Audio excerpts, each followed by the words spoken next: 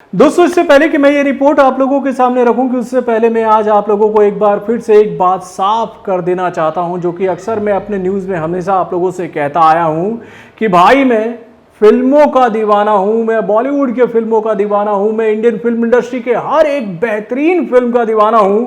लेकिन मैं किसी बड़े सुपरस्टार का चमचा नहीं हूं, ना ही उसका मैं अंध भक्त हूं। तो दोस्तों, आप यही सोच रहे होंगे कि अंत में मैंने चमचा और अंधभक्त वाली बात क्यों कही। तो दोस्तों, इसका एक कारण है। दोस्तों, आपको तो पता ही है कि इन दिनों पूरे देश की हालत क्या है और भैया हम किस पैंडेमिक सिचुएशन से जूझ रहे हैं, ये बात तो आप अच्छी तरीके से जानते हो। इवन मैं भी उस पैंडेमिक सिचुएशन से जूझ कर अभी हाल फिलहाल में ही वापस आया हूं और आप लोगों की दुआओं की वजह से ही मेरी रिकवरी हो पाई है। जो आप लोगों ने मुझे सहायता राशि भेजी थी, उससे मेरी बहुत सारी मदद हुई थी। और इस पैंडेमिक सिचुएशन में मैंने एक बात पहले से ही तय कर रखा है कि भाई इंडियन फिल्म इंडस्ट्री के लिए अभी कोई भी नेगेटिव खबर मैं आप लोगों के सामने बिल्कुल नहीं रखूंगा, क्योंकि भैया एक पुरानी कहावत है कि वक्त खराब हो, समय खराब हो तो समय को सुधारने की कोशिश की जानी चाहिए, ना कि उस वक्त को और इतना बुरा कर दीजिए कि जिसकी वजह से आपका आने वाला वक्त उससे भी ज्यादा बुरा हो। तो दोस्तों, पिछले 2 सालों से इंडियन फिल्म इंडस्ट्री की जो हालत हो रखी है कोरोना वायरस की वजह से, उसको लेकर मैं हमेशा यही सोचता हूं कि भैया अगर हम अपनी इंडियन फिल्म इंडस्ट्री को लेकर लगातार नेगेटिव खबरें आप लोगों के सामने फैलाते रहेंगे तो जो इंडस्ट्री धीरे धीरे गर्त में जा रही है, जहां पर लोगों को काम नहीं मिल पा रहा, लगातार कई सारे शोज बंद होते जा रहे हैं, कई सारे फिल्मों के काम रुके पड़े हैं, और जो डेली वेजेस मजदूर हैं जो कि इंडियन फिल्म इंडस्ट्री के साथ जुड़े हुए हैं, उनकी हालत दय से दयनीय होती जा रही है, तो भैया ऐसे वक्त में नेगेटिव खबरों की क्या जरूरत है। तो दोस्तों, ये बात आज मैं आप लोगों के सामने क्यों रख रहा हूं। तो दोस्तों, इसका कारण है कि हाल फिलहाल में जब इंडियन फिल्म इंडस्ट्री के रियल मेगा स्टार यानी कि दबंग खान की much awaited film Radhe your most wanted भाई लॉन्च की गई हर एक ओटीटी प्लेटफॉर्म पे, और उसके साथ ओवरसीज में ये फिल्म सिनेमाघर में रिलीज की गई, तो भैया इस फिल्म को लेकर मैं ये बात पहले से ही जानता था कि भैया ढाक के 3 पात 2 तरफ से डपली बजाने वाले लोग तैयार बैठे होंगे इस फिल्म का बुराई करने के लिए। भाई देखिए, फिल्म अच्छी होती है, फिल्म बुरी होती है, ये हमारे ऊपर डिपेंड करता है कि कौन सी फिल्म हमें अच्छी लगती है और कौन सी फिल्म हमें बुरी लगती है। इसका जस्टिफिकेशन केवल ऑडियंस कर सकती है, मेरे जैसे छोटे मोटे रिव्यूअर्स कभी नहीं कर सकते। हम अपना ओपिनियन आप लोगों के सामने रख सकते हैं। अब वो ओपिनियन आपको बायस्ड लगता है या फिर वो ओपिनियन आपको सच्चा लगता है, ये आप तय कीजिए खुद से, क्योंकि इतना विवेक तो भगवान ने आप लोगों को दे रखा है। तो दोस्तों, एक मेरे मित्र हैं, मेरे चाहने वाले हैं, शायद उनका नाम प्रणव कुमार है, उन्होंने लगातार मुझसे ये बातें कही अपने कमेंट के माध्यम से कि इंडिया के बड़े बड़े रिव्यूअर इस फिल्म को लेकर इतनी नेगेटिविटी फैला रहे हैं, इतनी सारी खबरें बोल रहे हैं, वो इस फिल्म को बुरा बता रहे हैं, तो भैया आप इस फिल्म की इतनी तारीफ क्यों कर रहे हो।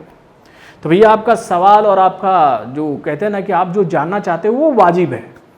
नो डाउट, यहां पर मैं एक बात बहुत ही ईमानदारी से अगर आप लोगों से कहूं तो भैया राधे योर मोस्ट वांटेड भाई अगर एक नॉर्मल डे में रिलीज होने वाली अगर फिल्म होती, इस पैंडेमिक सिचुएशन में अगर ये फिल्म रिलीज नहीं हो रही होती और नॉर्मल डे में अगर ये फिल्म रिलीज होती, तो भैया इस फिल्म की तो बखिया हर कोई उधेरता। इस फिल्म में बहुत सारी कमियां हैं, बहुत सारी खामियां हैं, लेकिन इस फिल्म में एक पॉजिटिव बात यह है कि इस पैंडेमिक सिचुएशन में सलमान खान ने इस फिल्म को रिलीज किया। और उनका मुद्दा क्या था कि भैया एक तरफ जहां पूरी दुनिया जो है वो एक बीमारी के नाम से कांप रही है, थरथरा रही है, तो भैया ऐसे वक्त में लोगों को इंटरटेनमेंट देने की जो जिम्मेदारी है वो हमारे इंटरटेनमेंट डिपार्टमेंट के लोगों के ऊपर में है, चाहे वो बॉलीवुड के बड़े बड़े सितारे हों, चाहे वो बॉलीवुड के बड़े बड़े मेकर्स हों। क्योंकि भैया अगर इंटरटेनमेंट आपके लाइफ में नहीं रहेगा तो आप तो ऐसे ही उदास जिंदगी जीने के लिए अभी मजबूर है। कोरोना वायरस की वजह से हर तरफ से नेगेटिव खबरें आप लोगों तक पहुंच रही हैं, कोई पॉजिटिव खबर नहीं है। तो भाई यहां पर प्रणव कुमार जी ने कुछ लोगों के नाम उदाहरण मेरे सामने रखे थे कि भैया उसने ये कहा, उसने ये कहा, ये वो है, ये वो है। लेकिन कभी प्रणव कुमार जी, आपसे मैं ये बात पूछना चाहता हूं, क्या आपने इन यूट्यूबर्स के हिस्ट्री को आज से 2 साल पहले देखा था कि ये कहां थे और ये क्या कर रहे थे। भाई साहब, जिन लोगों का नाम आप लोगों ने मेरे सामने रखा है ना, इन लोगों का नाम मैंने सुशांत सिंह राजपूत के निधन के बाद ज्यादा सुना है। और इन लोगों ने जो सुशांत सिंह राजपूत के नाम के साथ में खिलवाड़ किया, 2 लाश 3 लाश 4 लाश वाला थ्योरी लगा लगा के जो मसालेदार खबरें इन लोगों ने जो खबरें इन लोगों ने फैलाई, उसका क्या दुष्प्रभाव हुआ इंडियन फिल्म इंडस्ट्री पर, यह बात तो हम सब ने देखा। ठीक है, आपने एक बात कही कि भैया जब से सुशांत सिंह राजपूत का मामला हम लोगों के सामने आया तो ड्रग्स का एंगल, ये एंगल, वो एंगल, बहुत सारे एंगल हम लोगों के सामने आए। भाई जो कानून का काम है वो कानून को ही करने देना चाहिए।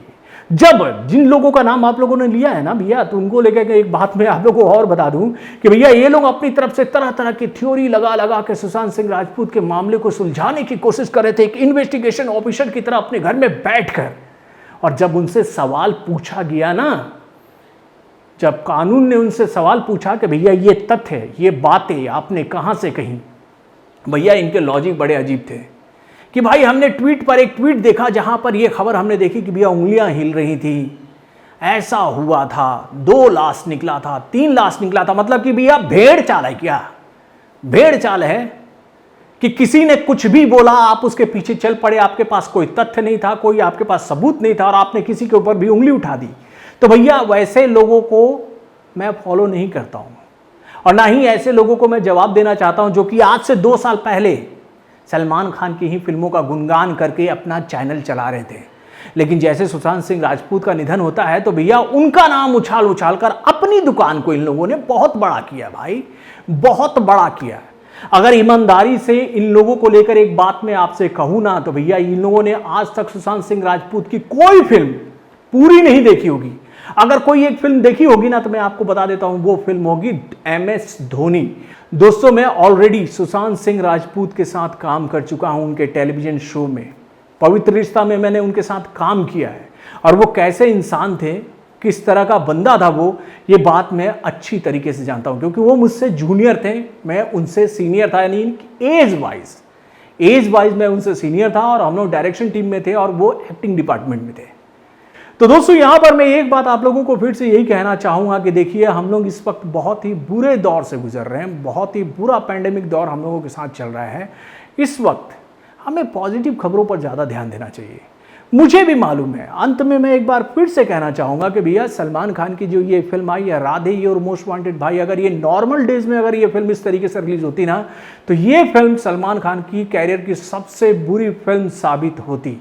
यानी कि भैया अब तक उन्होंने जितनी बुरी फिल्में दी है ना, उसमें सबसे बुरी फिल्म मैं अगर इसको बताना चाहूँ तो इसमें कोई गलत नहीं होगा। लेकिन सलमान खान ने इस फिल्म को जिस कंडीशन में पूरा किया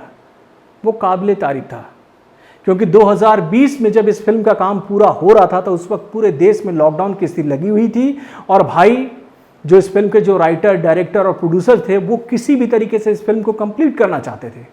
इस फिल्म को लेकर कई सारी खबरें हम लोगों ने आपको बताई थी कि भैया इस फिल्म के सीक्वेंस में बहुत सारे बदलाव किए गए। क्यों? तो भैया इस फिल्म का आउटडोर वाला शेड्यूल कभी भी पूरा नहीं हो सकता था। इंडिया से बाहर इस फिल्म की टीम को सलमान खान लेकर नहीं जाना चाहते थे, वो नहीं चाहते थे कि किसी भी क्रू मेंबर को कोई प्रॉब्लम हो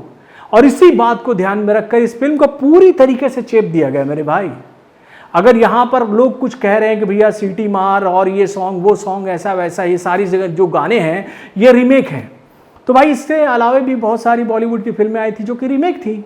तो उस पर भी बात होनी चाहिए ना। लक्ष्मी कौन सी ओरिजिनल मूवी थी? कुली नंबर 1 कौन सी ओरिजिनल मूवी थी? भाई देखिए जिस सिचुएशन से अभी हम लोग गुजर रहे हैं, जिस दौर से हम लोग गुजर रहे हैं, यहाँ पर किसी को भी दोषी मत ठहराइए, क्योंकि आने वाला वक्त जो है वो और भी बुरा हो सकता है। यानी कि भैया शुरू में जो मैंने आपको बातें कही कि भैया अगर समय बुरा है तो समय को सही करने की कोशिश कीजिए, उसे बुरा करने की कोशिश ना करें। और दोस्तों अंत में एक बात और कहना चाहूँगा, क्योंकि KRK का भी नाम एक बंदे ने मुझसे लेकर बोला था कि आप KRK के आखिरी वीडियो को देखें। तो दोस्तों नो डाउट मैं KRK का फ़ैन हूँ,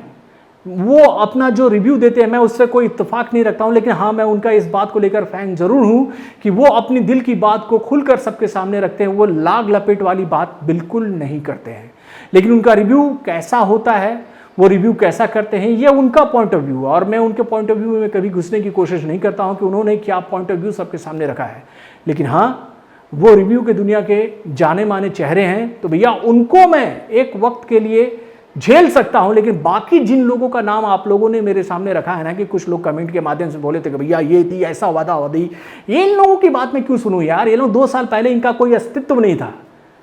और इनका अस्तित्व कैसा बना है ये आपको पता है। तो भैया नमस्कार। और अंत में मैं यही बात कहना चाहूँगा कि भाई मैं हिंदी फिल्मों का भक्त हूँ, मैं इंडियन फिल्मों का भक्त हूँ, मैं किसी भी सुपरस्टार का ना तो चमचा हूँ, ना ही मैं अंधभक्त हूँ।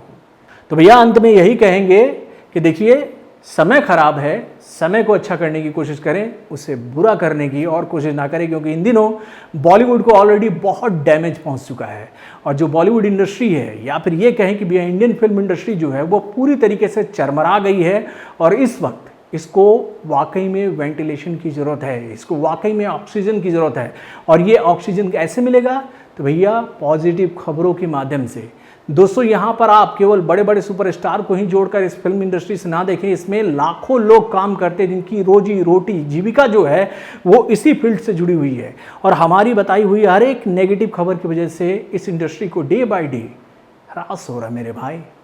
तो अंत में फिर से मैं आप लोगों से क्षमा चाहूँगा, अगर मेरी बातें आपको बुरी लगी होगी तो आप अपनी प्रतिक्रिया कमेंट के माध्यम से मुझे भेज सकते हो, इंस्टाग्राम पे आ सके आप अपनी बातें मेरे सामने तक रख सकते हो, लेकिन मैं किसी का चमचा